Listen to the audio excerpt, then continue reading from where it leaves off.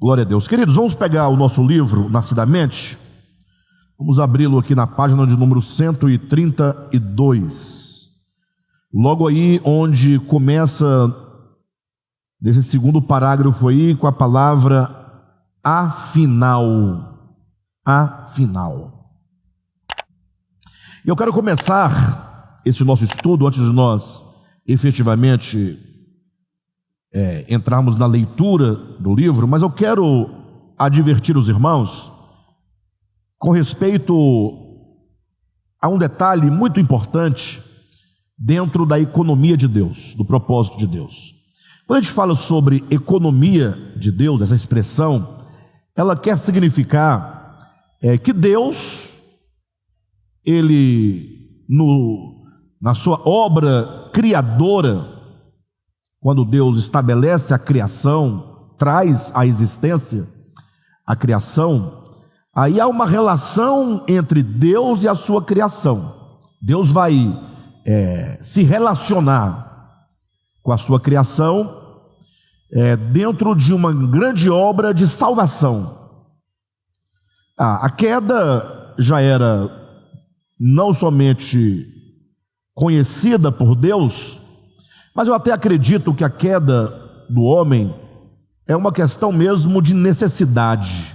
Não que Deus tenha prazer na queda, nem que tenha determinado a queda, mas é que Deus criou o homem, e o homem ele foi criado para crescimento. O homem não foi criado crescido.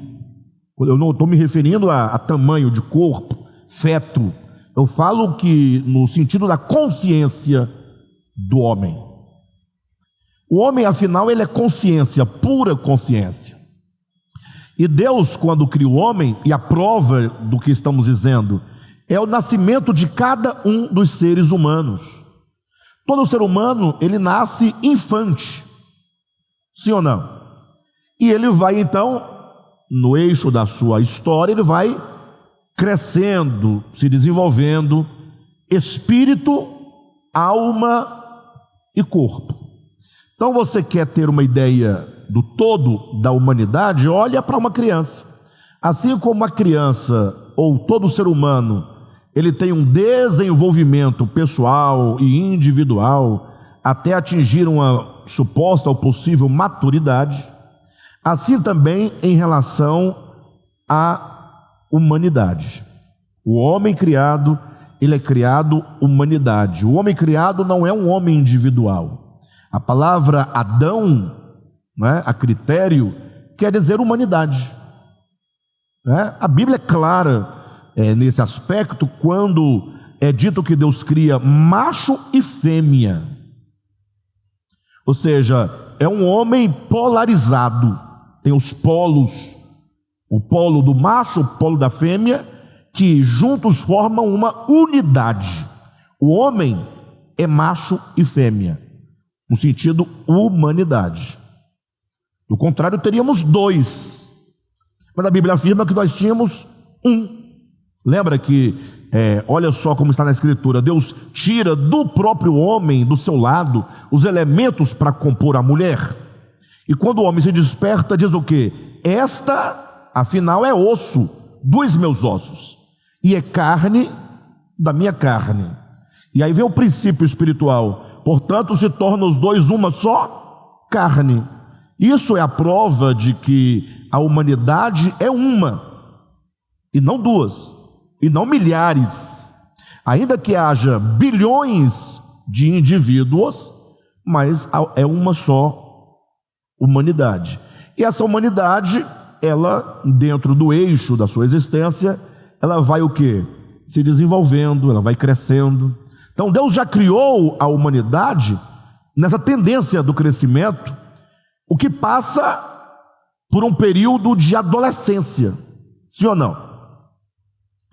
De adolescência, que é o período crítico.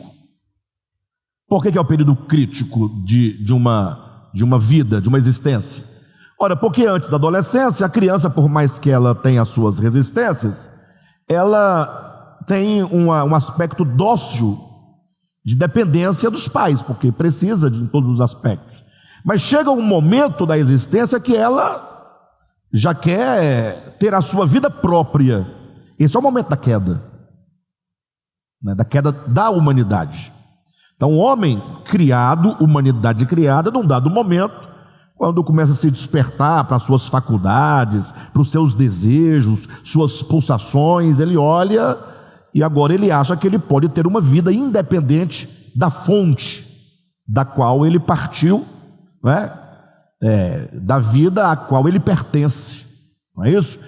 Quando Jesus vai contar, inclusive, a parábola do filho pródigo, ele usa o critério de dizer: o filho mais moço disse ao pai: dá-me a parte da herança que eu vou partir, apontando para o homem nesse estágio de mocidade, de juventude, a adolescência ali, aquela puberdade, né? Enfim, então a queda nesse sentido, ela faz parte, que é uma revolta, é a rebelião do crescimento, mas é um estágio. Logo as coisas começam a entrar em ordem, quando começa o crescimento vai vindo e vem a maturidade, né? Então assim, quando Deus cria a humanidade, Deus tem um projeto para essa humanidade, ele tem um plano, ele tem uma economia. Portanto, falar a economia de Deus, estamos falando como é que Deus decidiu que aconteceria essa história humana, essa relação do homem em relação a si mesmo, em relação à criação, em relação a Deus. É importante entender isso, porque o tema de hoje vai nos mostrar Cristo como esse modelo de homem que experimenta a redenção.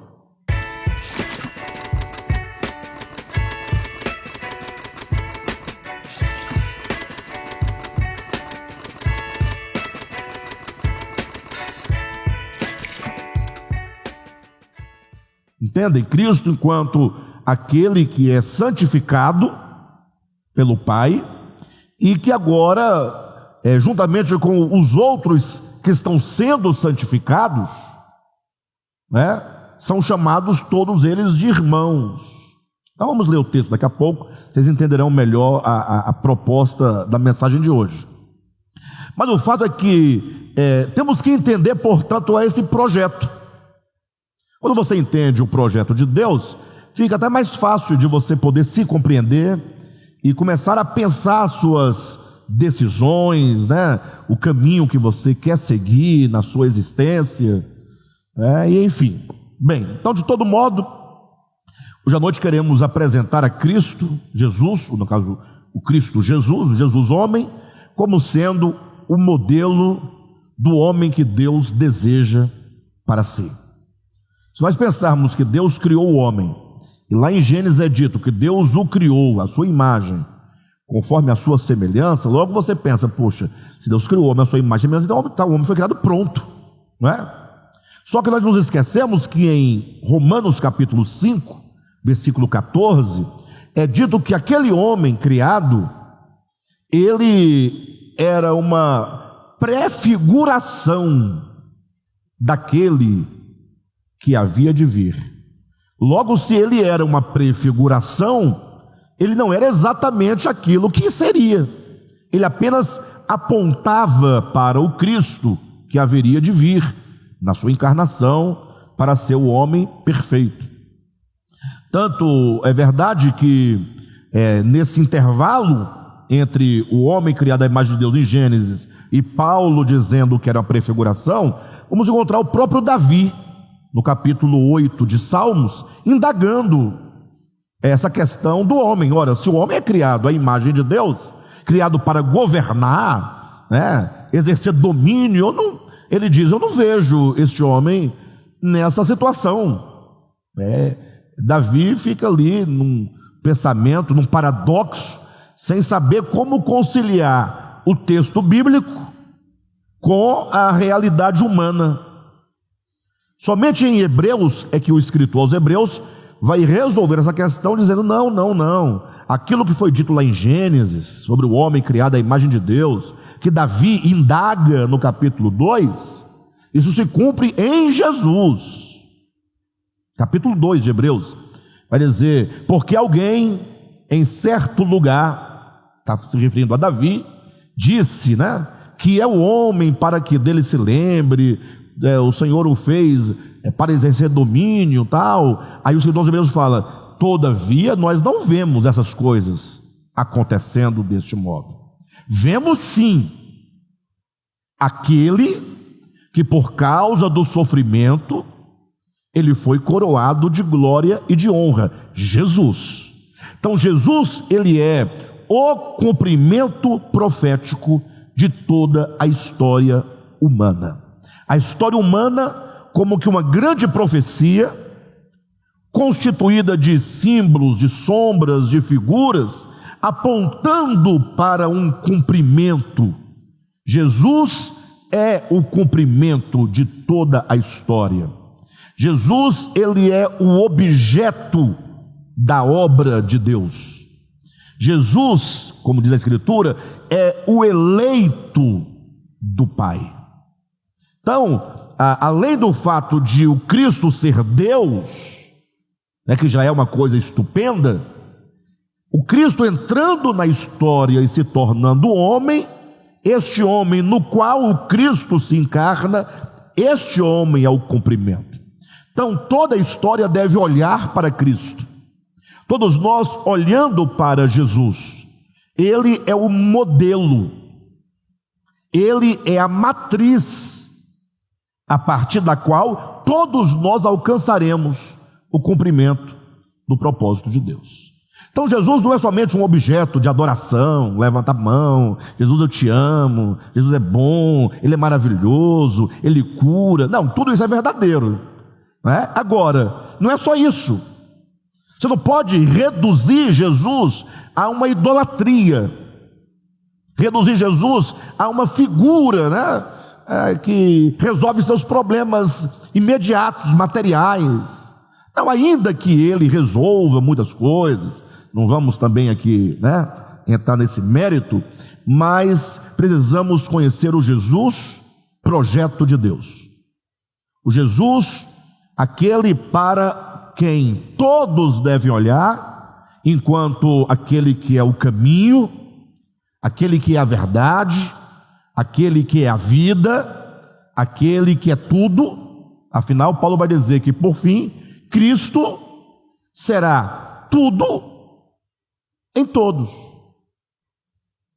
Paulo vai ensinar também que no final da história, Cristo vai encher todas as coisas.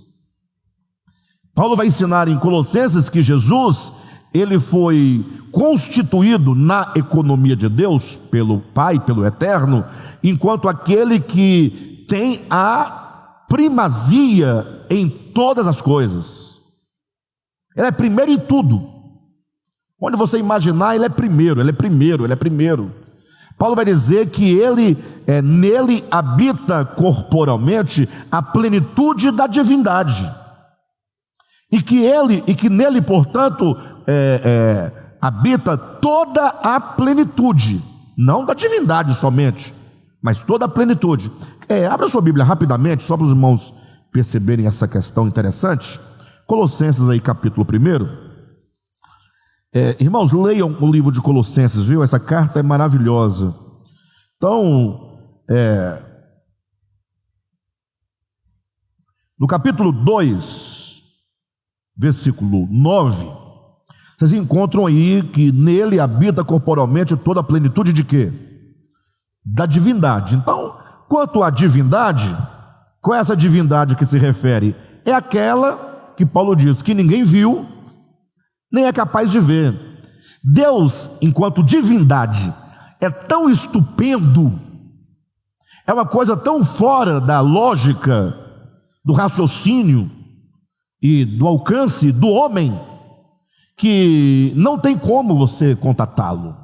Está para além de qualquer coisa, para além da imaginação, para além, não tem como. Por isso que tem o Cristo, que procede dele. É a divindade se colocando na possibilidade de acesso à sua criação. É o Cristo. É o Logos. O que é o Logos? É aquele que procede do seio, por isso que não pode ser outro, é ele mesmo, mas é algo da divindade que se coloca na possibilidade de acesso, de comunhão com a sua criação, porque a criação é feita nele. Então, tratando-se desse Cristo, diz que nele habita toda a plenitude da divindade. Ou seja, nada se perde pelo fato, mas eu queria tocar a divindade, não o Cristo. Não, a plenitude está aqui nele. É ele disponível a você nessa limitação, né? Que se coloca em contato com a humanidade. Agora o capítulo 2, primeiro de Colossenses, vai dizer aqui no versículo 19. O 19, quando coloca esse, tem um por quê? Porque aprouve a Deus que nele residisse o quê? Toda a plenitude. De quê? Da divindade? Não, a divindade é no capítulo 2. Vamos verificar que plenitude é essa. Colossenses 1, versículo 15. Este, falando do Cristo, é a imagem do Deus invisível. Certo? O Deus é o quê?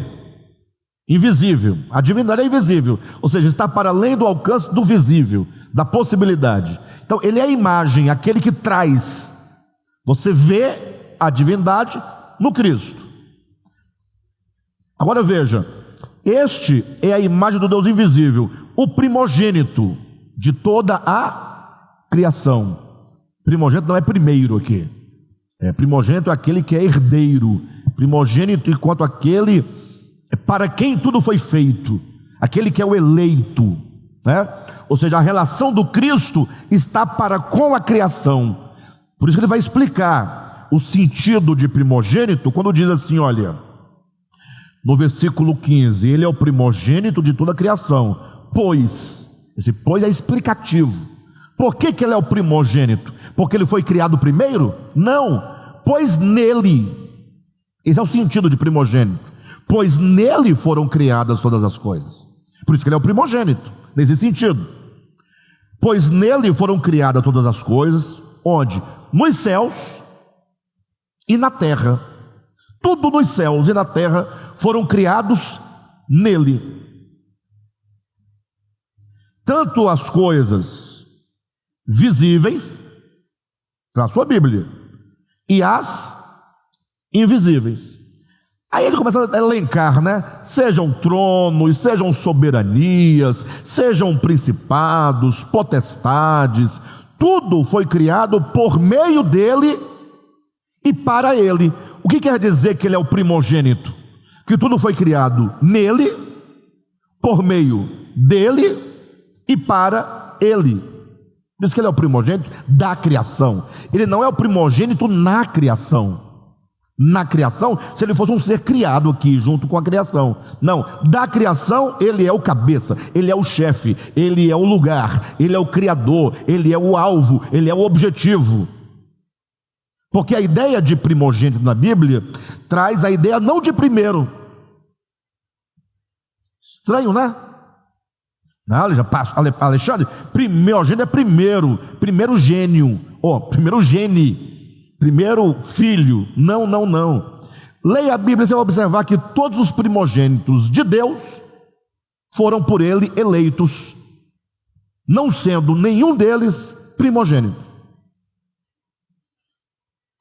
Davi era primogênito. Davi, ele era primeiro filho de Jessé, era o oitavo. Então não tem nada a ver com primogênito. Ele é o primeiro homem criado por Deus?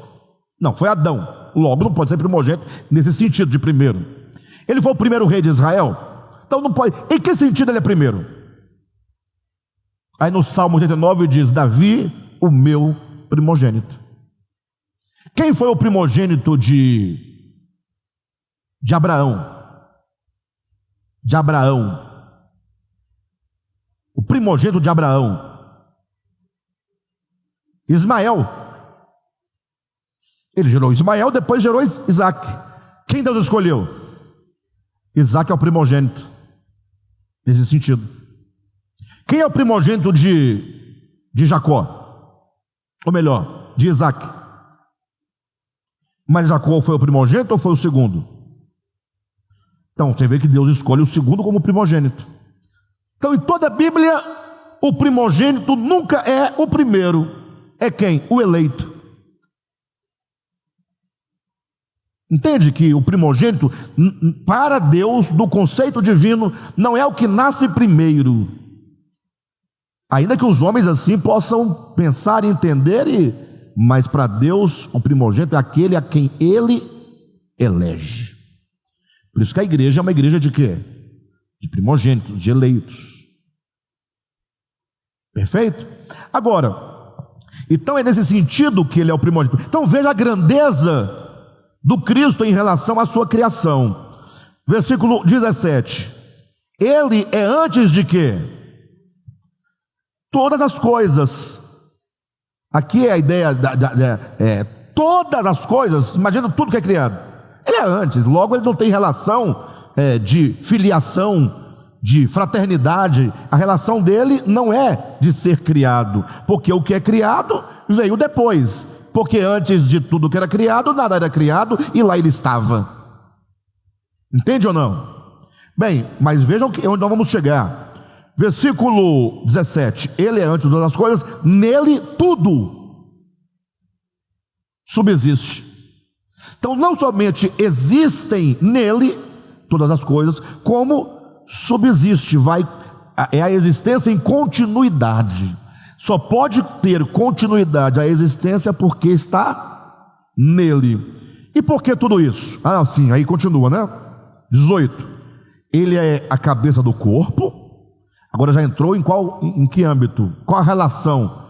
Falou dele em relação à criação. Ele é o cabeça do corpo, agora é a nova criação que está sendo gerada. A igreja é o germe da nova criação. Perfeito ou não? A nova criação começa pela igreja, Cristo gerando essa nova criação.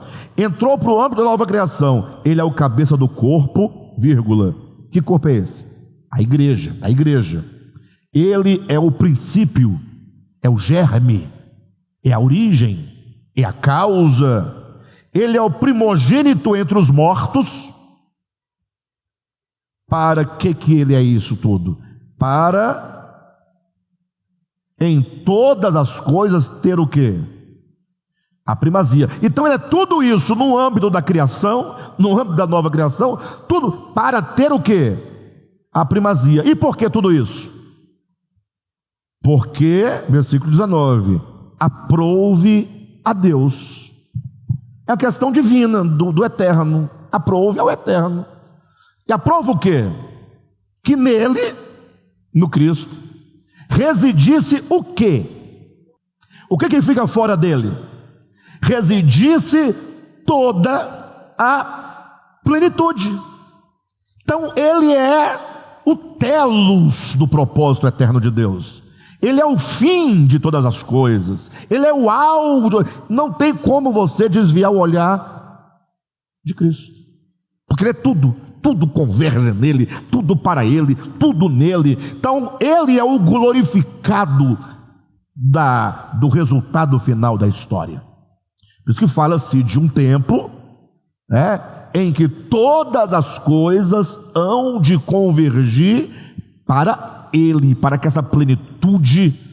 Por isso que Paulo vai dizer que ele se fez carne, homem, ele morre na cruz, ele desce ao inferno, ao Hades, e aí diz que agora ele se levanta. Para quê? Ele se levanta para quê? Vamos lá, Efésios capítulo 4. Rapidamente, que nós temos que entrar no tema. Isso aqui é só estou chamando a atenção dos irmãos para isso, para poder entender o que nós vamos estudar hoje.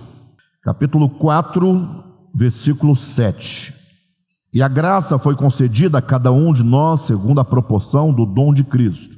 Por isso diz, quando ele subiu, ele não subiu? Levou cativo o cativeiro e concedeu dons aos homens. Ora, o que quer dizer subiu? Tenta parar um pouquinho aqui e pensar, porque Paulo não está fazendo uma pergunta tola, nem uma pergunta óbvia. Quando ele subiu, levou cativo o cativeiro, concedeu dons aos homens. Pá. Então, o cerne dessa parte, e todo mundo fica discutindo o cativo, o cativeiro, quem é o cativo, quem é o cativeiro, tal. Esquece que Paulo diz assim: olha, ele subiu. Agora a pergunta que se faz é: o que quer dizer que ele subiu? Essa é a pergunta. Por que ele levanta dos mortos? Ressuscita.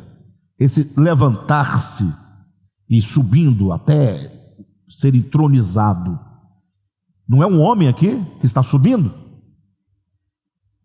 Não é um homem que está subindo? Porque o Cristo de Deus desce, no sentido, se reveste do homem, humanidade, veste o homem, do homem, vive 33 anos e meio, uma vida humana. Vamos entender para que ele viveu 33 anos, porque eu sempre tive para mim que para Deus nos salvar não precisava ele se encarnar. Eu acho um processo desnecessário na minha cabeça, mas isso não tem nada a ver com a verdade de Deus. Quando na minha lógica, eu ia arrumar um outro meio de salvar o homem. Não, Deus tem uns pensamentos estranhos e complexos, né? Puxa, o Cristo, você vai descer lá e você vai se vestir do homem,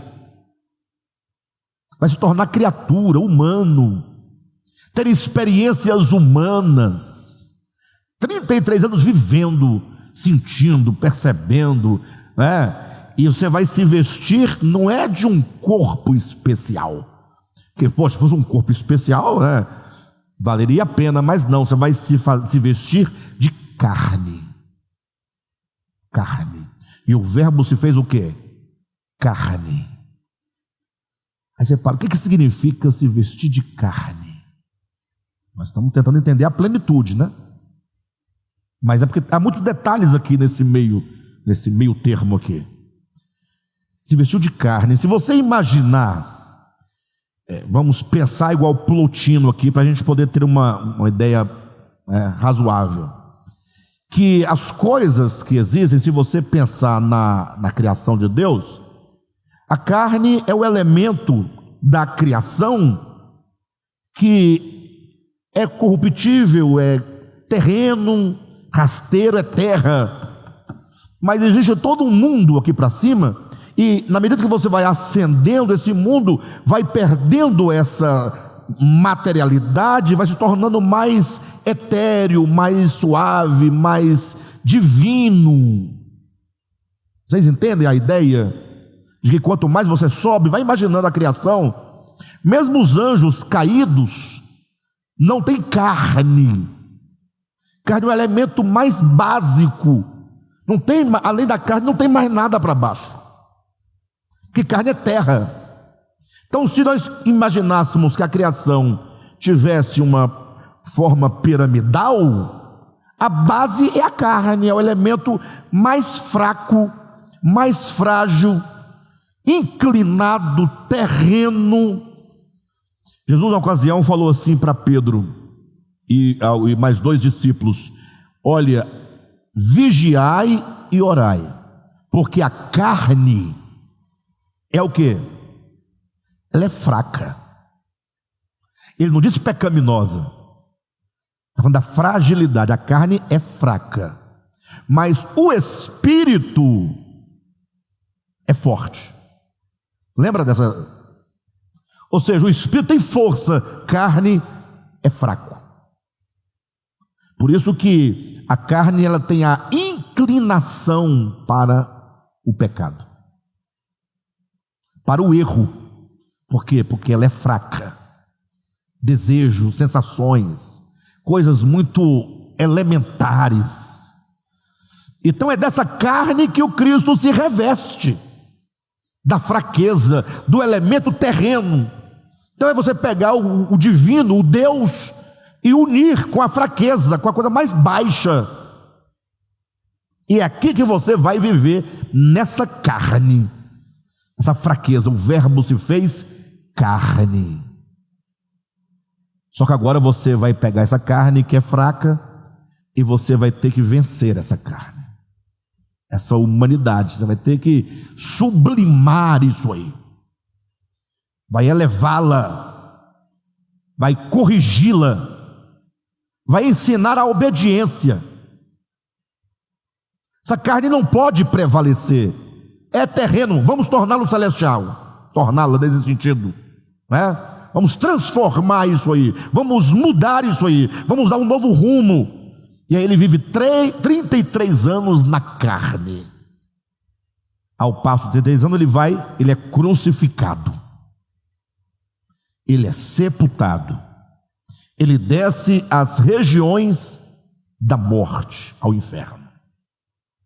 E agora, das regiões mais baixas da terra, entenda como linguagem figurada, mas entenda no sentido próprio de que ele desceu até o limite para onde não se pode descer mais, porque não tem mais degrau. Ele vai no limite da miséria, do terreno, da morte, da treva. Ele vai ali onde o homem, quando morre, né? E de lá agora ele vai o quê? Ele agora vai subir. Ele vai subir. Essa subida é que é a coisa que nós estamos perseguindo há muito tempo. Essa subida dele. Porque é de lá que todos nós subimos. A condição da humanidade é do Tártaro, do inferno, do Hades, do submundo das trevas. É a condição, né? O homem, é interessante que esse homem da criação é o maior, mas Deus, fazendo o homem o maior da criação, não o fez e colocou lá, ele o fez no mais baixo, para esse homem subir. Isso é a economia de Deus. Estão entendendo? E para ele subir, o Cristo entra nesse homem e vai até o limite da possibilidade dessa existência de homem, de carne, de treva. E agora ele vai o quê? Subir. E Paulo pergunta: o que quer dizer subir? Está na sua Bíblia ou não está? Olha aí, capítulo 4, versículo 9. Ora, o que quer dizer subir? Está aí na sua Bíblia? Vocês já observaram que a gente lê a Bíblia e quer dizer subir, continua lendo e nunca mais a gente volta no subir? Ele está perguntando: o que quer dizer subir? E ele dá a resposta. Por que ele sobe? Esse Cristo sobe. Ora, o que quer dizer subiu? Senão também que havia descido. Então, ele só pode subir porque ele primeiramente foi lá, porque ele havia descido até as regiões inferiores da terra. Ficou óbvio, né? Ele subiu porque desceu. Tudo que desceu, um dia tem que subir. É isso que ele está dizendo? Não. Ele está dizendo: olha, ele só pode subir porque primeiro, para ele realizar essa subida, porque quando ele sobe, ele não sobe só, ele sobe com o homem. Por isso ele se veste do homem, e quando ele ressuscita o corpo no qual ele viveu. A ressurreição é corpórea, entende? Enquanto humanidade. Daí então, o que quer dizer subiu? Senão aqui também havia descido, da necessidade de descer às regiões inferiores da terra. Versículo 10: aquele que desceu é o mesmo que subiu acima de todos os céus. Então ele desceu por quê? Para subir. O que isso veio fazer a terra? Ele desceu para poder subir. Ora, se ele já estava lá, não tinha necessidade de descer para subir. Ele já estava lá, no alto. Mas ele vem buscar o homem. Ele vem buscar o homem. Vocês entendem? Não é uma questão de pegar e levar para lá, não. É de entrar no homem para levar este homem ao lugar onde Deus preparou para que o homem estivesse. Isso é a economia de Deus. Então veja, aquele que desceu é também o mesmo que subiu acima de todos os céus. Para quê? Para encher todas as coisas. É isso que é a plenitude. Para encher todas as coisas. Ou seja, ele toma da criação, ele se veste da criação, e não somente homem, porque como homem ele é, em termos de prefiguração, o cabeça da criação. Então quando o homem sobe, quem sobe com ele? Toda a criação sobe. Então Deus está pegando a criação, Cristo pega a criação, fala: eu vou elevá-la. E quando essa criação for elevada, então ele será tudo em todos, e ele terá a plenitude em todas as coisas. Por isso que tudo converge nele. Então, nesse sentido, o nosso parâmetro de compreensão do nosso processo de crescimento, de redenção, de salvação e de tudo mais, é este homem, Jesus. Porque nele tudo já foi realizado. Só falta agora que tudo que se realizou nele se realize em nós, na criação. Entende isso? Tá, então olhe para Cristo enquanto aquele que é o modelo. Mas não é um modelo lá para nós olharmos. Ele é o modelo porque vemos nele o que Deus quer realizar, mas isso é realizado em nós, por meio dele em nós.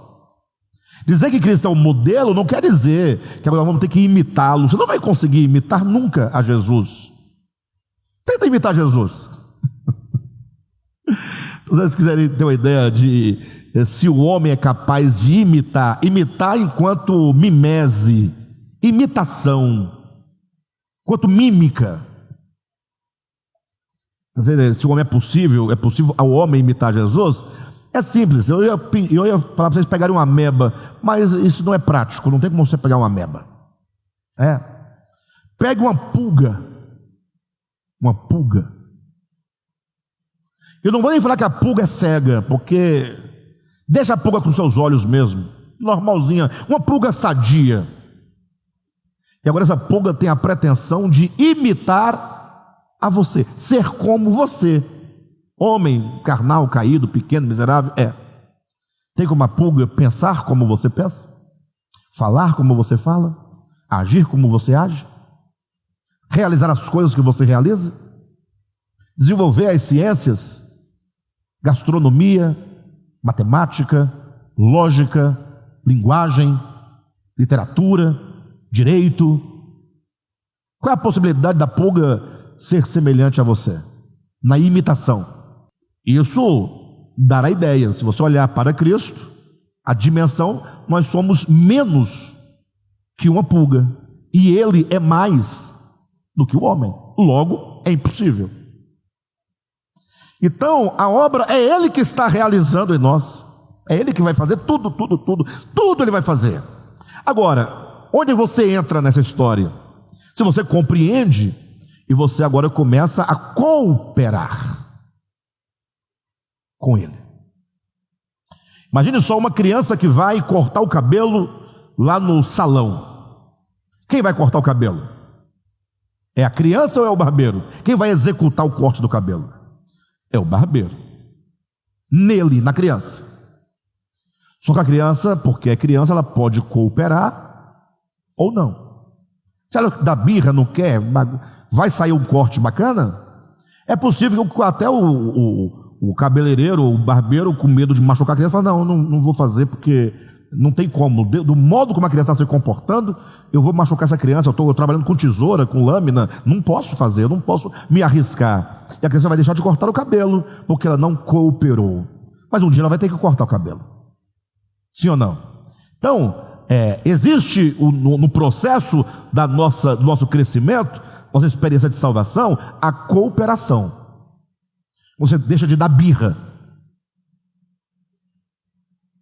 Porque todo dia Deus fala conosco. Está falando, está nos ensinando, está se mostrando, está se revelando, para alguns mais, para outros menos, para o Devap de maneira excepcional. Privilégio grande que nós temos de entender as coisas divinas. Agora, quanto você corresponde a isso, se permite, deixa de dar birra, começa a buscar, a desejar, a pedir ajuda, me ensina o esforço para que ele realize em você, É isso que vai determinar. Nós temos participação. É dele a obra. Mas você pode postergar. Um dia você vai estar lá. Porque a obra é dele, não é sua. Eu não tenho nenhuma dúvida da salvação minha. Por que eu não tenho dúvida nenhuma? Porque eu sou calvinista? Não, é porque a obra não é minha. E quem tem certeza por causa das suas obras, do seu procedimento, por causa da sua igreja, da sua placa, da sua doutrina, porque não come isso, não bebe aquilo, não toca naquilo outro. Ora, essa pessoa está simplesmente dizendo, né, com isso que a obra é dele. E por que eu não tenho dúvida? Porque aquele que começou a boa obra vai terminar. E por quê? Porque fiel é Deus. Ainda que nós sejamos infiéis, Ele continua sendo fiel. Ele não é homem para que minta, nem filho do homem para que se arrependa. Ele não vai se arrepender do que Ele começou a realizar. Ele não começou uma obra sem antes se assentar e saber se tem os meios. Você tem a condição, você tem o poder, você tem a força, você tem os recursos. Falando da parábola lá dos evangelhos. Então, está tudo certo. Agora, o problema é que eu posso postergar essa obra, o acontecimento dessa obra em mim, ou eu posso cooperar. Quanto mais eu postergo, quanto mais eu procrastino, quanto mais eu retardo, mais eu sofro. Porque o pecado faz o homem sofrer. O pecado é sofrimento. Faz o homem sofrer. O homem pecador, por causa dos pecados, faz o outro sofrer. Todo mundo sofrendo um grande sofrimento por causa do pecado. Então, a obra será feita, né? Só que o sofrimento vai ser estendido. Não tem jeito.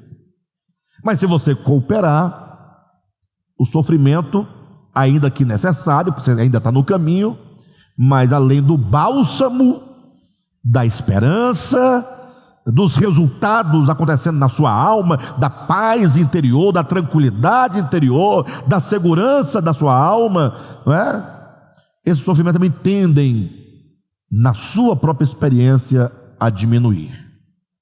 Por quê? Porque você está sendo trabalhado. Os sofrimentos são necessários para que isso aconteça. Então, dito isso, sabendo que Cristo Jesus é esse modelo, e eu vim até aqui para dizer que Ele é modelo não quer dizer que Ele é um modelo estático para quem eu olho e eu imito. Ele é um modelo porque, olhando para Ele, eu sei o que Deus fará em mim. Olhando para Jesus, eu sei o que vai acontecer comigo. Entenderam? Agora Cristo não é mais um objeto de adoração. Não é uma coisa que eu fico ali na frente, né, prestando reverência. Adoração, reverência, é como se adoração e reverência fossem gestos, fossem litúrgicos, né? Nada a ver. Adoração é um estado de consciência, de alma, de coração. Só se adora quando você se espanta diante da divindade e você passa agora a viver em prol, em função, em razão que você está tomado, né, pelo êxtase da grandeza e da beleza daquilo que te atrai e te consome. Bem, mas vamos então compreender agora. Vamos olhar para o modelo. Página de número 132. São 9:30. Ai, Jesus. Mas não tem problema não. 132. Quando começa aí no meio da página 132, afinal.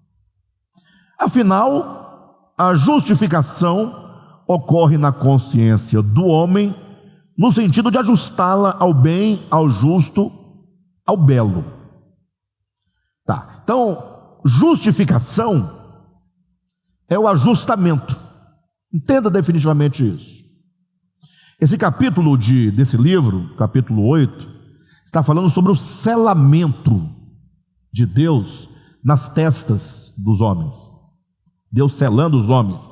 Esse selo é uma inscrição, é o nome do Pai e o nome do Cordeiro. Está lá no Apocalipse. Só que você não vai pensar que o selo de Deus é uma marca que coloca na testa, né? Não faz sentido isso. Então nós estamos corrigindo, já vimos o selo da besta, que é o nome da besta, e o selo de Deus, que é o nome do Pai e do Cordeiro. Que significa o quê? O imprimir. Quando eu falo o nome do Pai, são os atributos do Pai, o caráter do Pai, a natureza do Pai, o ser do Pai, sendo, gerando uma consciência nova, uma mente nova, um juízo novo, um ser novo, um modo de ser novo, semelhante a Deus. E aí, nas epístolas de Paulo, isso que João chama de selamento, Paulo chama de justificação. Por quê? Porque se você olhar para o homem, no seu juízo, na sua mente, na sua consciência, em relação a Deus, é como um rádio chiando, fora de sintonia. Você sabe que existe a estação de rádio, onde as coisas estão acontecendo, e o camarada está lá, não sei quantas léguas ou quilômetros distante da estação, e lá ele tem um rádio. Só que esse rádio, esse aparelho de rádio, tem lá tem um nomezinho, não tem? Um sintonizador. Oi? Dial? O nome é dial? Não, eu falo o elemento do rádio que vai captar que vai fazer a conexão. Enfim, tem lá uma consciênciazinha dentro do rádio, que tem a capacidade de sintonizar, de entrar em sintonia com aquilo, com as ondas da estação de rádio, entrar em sintonia. Perfeito?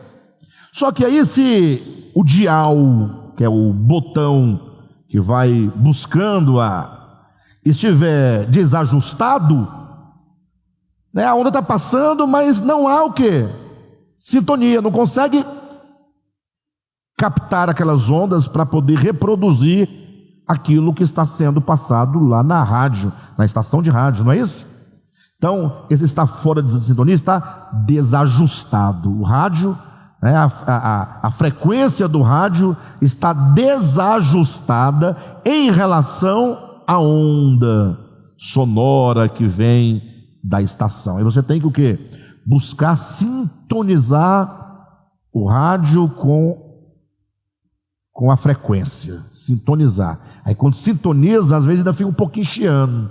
Você está ouvindo, mas também tem chiado, sim ou não? Mas até você consegue fazer uma sintonia fina e aí fica puro.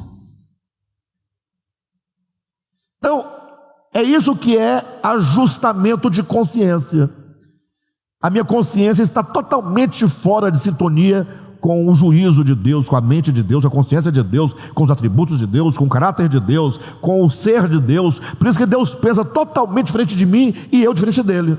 Como diria Isaías, os meus pensamentos, Deus dizendo, não são os vossos, e os meus caminhos não são os seus. Então está explicado.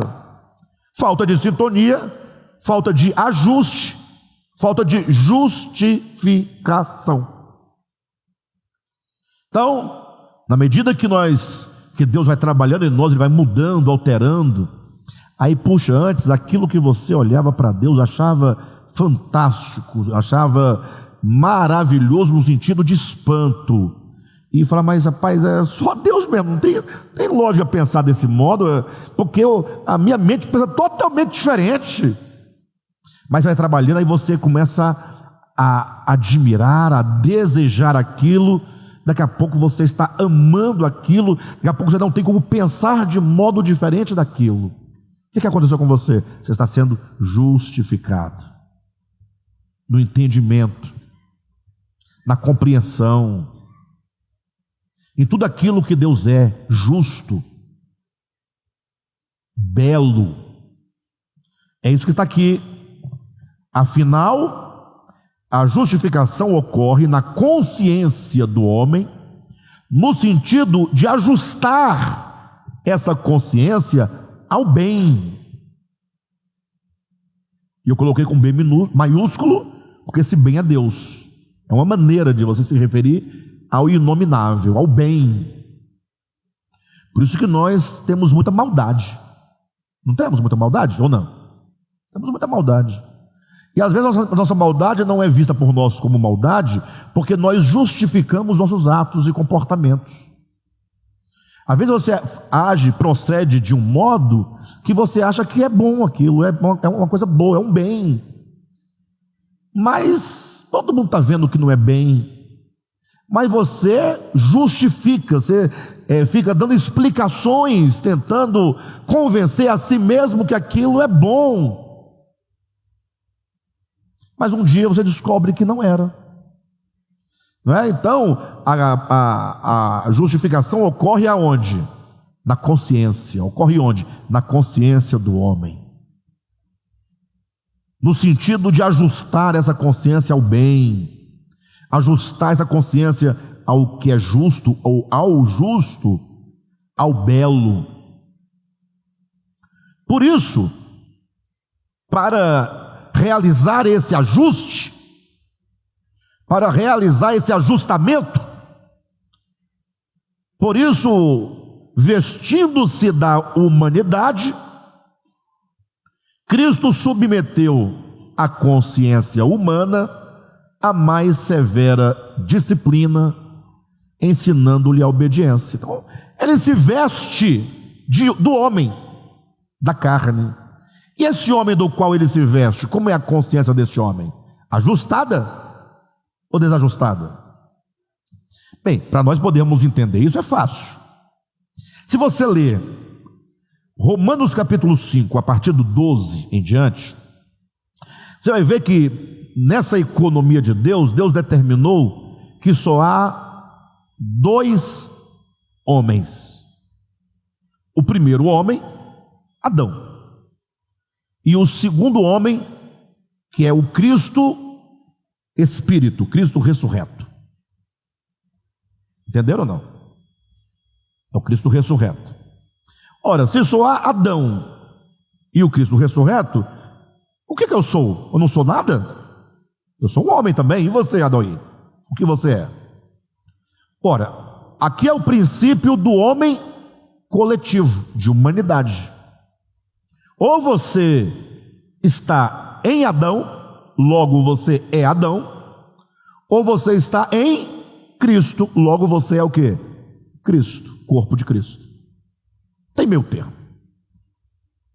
Só tem um detalhe: quando Cristo não havia vindo, na sua encarnação, ele não era homem, ou era? Ele não tinha vindo. Ele era Deus, Espírito, Logos. Então, quando ele entra na história humana, quantos homens há na história humana? Não, vamos voltar. Eu disse para vocês que em Romanos 5, do 12 em diante, nos é ensinado que para Deus só tem dois homens: o Adão e o primeiro homem e o segundo homem. Só tem dois homens. Aí eu perguntei: ora, você só tem o Adão e Cristo, eu sou o quê? Eu também sou homem, não sou? Eu sou o terceiro, assim houver a quarta, outro... Não, é o homem coletivo. Ou eu estou em Adão e sou Adão, ou eu estou em Cristo e sou Cristo. Entenderam? Tá. Agora, esse Cristo aqui, que é o segundo homem, para ele ser segundo homem, ele teve que tornar-se homem, viver, morrer e ressuscitar, porque o segundo homem é o homem ressurreto. Então, volta a fita. Antes de ele vir à terra, de se fazer homem, quantos homens havia na terra? Só um. Só Adão. Não acredito não. Vocês não estão entendendo? Eu vou voltar. É preciso voltar? Se só tem dois, esse Adão aqui são muitos. É coletivo. O Cristo que vai ser o segundo homem, ressurreto, um homem celestial inclusive, também é coletivo. Só tem dois homens. Ou eu e você e o outro está em Adão, logo é Adão, ou está em Cristo, logo é Cristo. Só que para ter esses dois homens, o Cristo teve que vir, fazer-se homem, até em ressurreição se tornar o segundo homem. Logo, antes de ele vir, não tinha o segundo homem ainda. Só tinha o quê? Só o primeiro homem. Aí eu pergunto, ele vai se fazer homem, não vai? Qual homem? Só tem um. Ele tem que nascer deste homem, do único que existe. Não tem outro. E esse homem, por ser único, todos os indivíduos que deste homem participam de uma mesma consciência adâmica. Por que todo mundo que nasce de Adão peca? Fatalmente, não peca? Porque é participante de uma mesma consciência. Uma consciência coletiva. Uma memória coletiva que se traz cada homem que vem ao mundo de Adão. Então é desse homem que Cristo vai se revestir. E ele tivesse desse homem, dessa carne. Por isso que é dito em 1 Coríntios capítulo 15, que quando ele se faz carne, se faz homem, na encarnação, ele é chamado de último Adão. Ele é Adão, ele não é feito Cristo, ele é feito Adão, participante de carne e sangue, a nossa semelhança, em semelhança de pecado, sendo tentado em todas as coisas, feito carne. Só que agora que ele veste esse homem, essa consciência, na medida em que vai crescendo na experiência individual do Jesus, o que ela quer fazer? Essa carne, ela é inclinada ao pecado. A carne é inclinada. A de Jesus não era não. Ué, como é que ele foi tentado? Como é que alguém pode ser tentado se não houver desejo? Imagine só que eu não gosto de peixe. Nada de água eu gosto.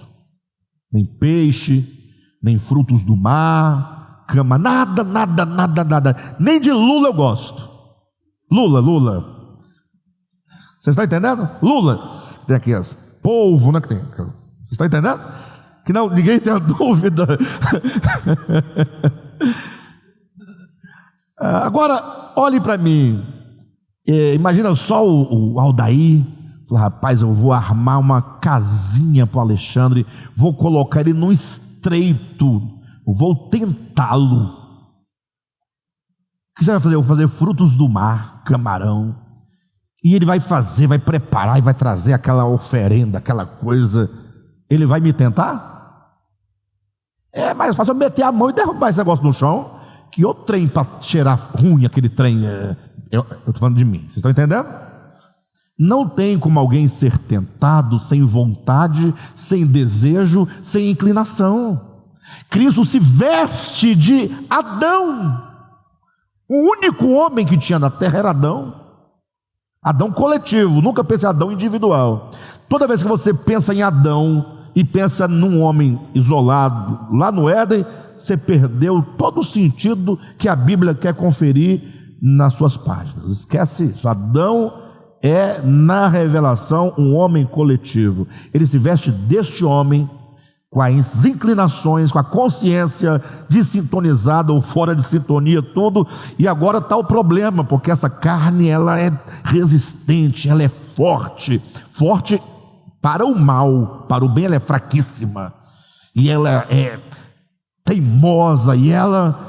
Agora a obra de Cristo, de Deus no homem, do qual ele se reveste, agora um trabalho de ajustamento de consciência. Pensa na luta que havia constantemente em cada dia dos 33 anos e meio para pegar aquela consciência adâmica e ajustá-la. Por isso que ele foi tentado em todas as coisas, mas sem pecado. Ou seja, a carne não prevaleceu em nenhum momento da sua vida.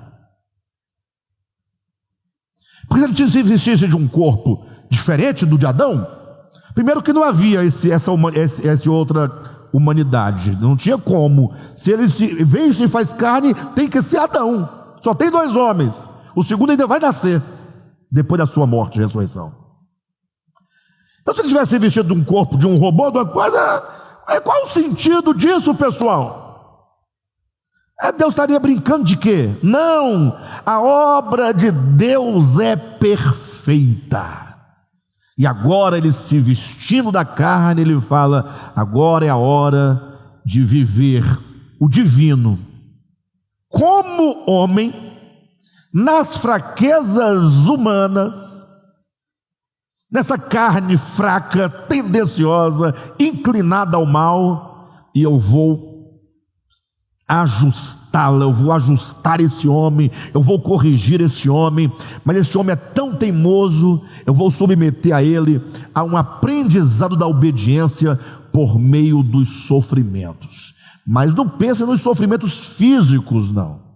Isso é o de menos, também faz parte. Querem ver uma coisa? Vocês vão entender perfeitamente. Todos nós aqui já passamos por sofrimentos. Aquele dia que você está, aquela época, aquele período da sua vida que você está num sofrimento, seja por causa de um filho, seja por causa de uma situação financeira, seja por causa, sei lá, de alguma coisa muito grande, e aquilo vai te consumindo, é um sofrimento muito grande, você vê no rosto da pessoa aquele sofrimento. Não é físico esse sofrimento. Por isso que tem gente que chuta um balde. Ele não aceita o sofrimento, ele abandona a família, ele abandona a casa, ele abandona o emprego, ele abandona a igreja, ele abandona a existência aqui, se mata, fugindo, porque o sofrimento é muito mais do que físico. Bata na minha cara, mas me tira esse sofrimento da minha alma, da minha angústia, da angústia que está vivendo aqui. Então, nessa encarnação do Cristo, que ele se reveste deste homem, Adão, ele vai sofrer e levar este homem a sofrer. Sabe aquela criança que sofre aquele choro sofrido porque ele quer brincar com o brinquedo do colega e o pai não deixa? Ele fica ali, é a carne. Tem que crescer, tem que entender. Aí a criança vai crescendo, daqui a pouco está grandinha, já consegue compreender, mas já sofreu. Então, o viver humano de Cristo foi todo um ajuste de consciência humana, ele realizando no homem, e isso era como uma patrola abrindo um novo e um vivo caminho. É esse caminho na consciência que leva o homem de volta a Deus, que é representado pelo rasgar do véu, sofrimento na carne. Hebreus 10, 20, 10, 19 fala que ele rasgou o véu. Quando ele morre, o véu não é rasgado no templo. O escritor aos Hebreus vai dizer que aquele véu representava esse caminho sendo aberto pelo sofrimento da carne. Mas tanto Hebreus quanto o templo estão falando de algo espiritual que ocorre dentro do homem. Agora esse homem aqui pode retornar, porque os impedimentos, as trevas, os empecilhos foram retirados. Aí ele entra, ele tem acesso a Deus novamente. Então, é basicamente isso. Afinal, a justificação ocorre na consciência do homem, no sentido de ajustá-la ao bem, ao justo, ao belo. Por isso, em razão de tudo isso, vestindo-se da humanidade, Cristo submeteu a consciência humana a mais severa disciplina, ensinando-lhe a obediência. E por isso é dito: e destruiu o quê? Destruiu o quê? O pecado. Onde? Na carne. Destruiu na carne o pecado. A carne, ela tem essa inclinação ao erro errada. Ela é terrena, ela faz parte, do último elemento da criação. Não tem outro. Não tem nada mais baixo e terreno do que a carne. Ele se veste, Falei, é aqui que eu vou destruir, nessa carne, eu vou destruir o pecado. É o que está lá em Romanos capítulo 8, versículo 4. Semana que vem nós vamos retomar desse ponto, seguindo adiante, explicando esse viver humano de Jesus. Eu quero que vocês entendam o viver humano de Jesus. E se entenderem o viver humano de Jesus e tê-lo como modelo, vocês saberão exatamente qual o caminho pelo qual nós vamos passar. Entender esse projeto, como acontece em nós, porque aconteceu primeiro nele, porque ele foi o primeiro homem a realizar essa trajetória. Amém, queridos?